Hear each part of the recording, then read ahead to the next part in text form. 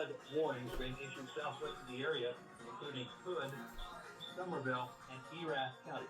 Stand by as we alert other stations in the area on wbap.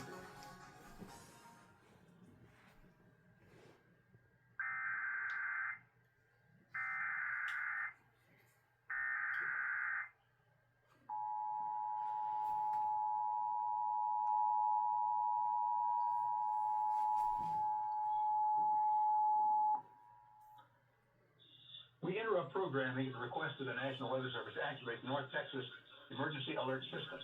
The National Weather Service is issuing new flash flood warnings for Eas County, Hood County, and northern Somerville County until 2:45 this afternoon.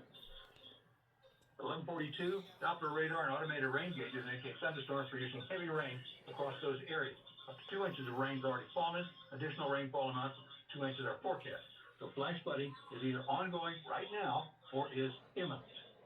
Again, flash flooding caused by thunderstorms is producing a flash flood warning for Eas County, Hood County, and northern Somerville County until 2:45.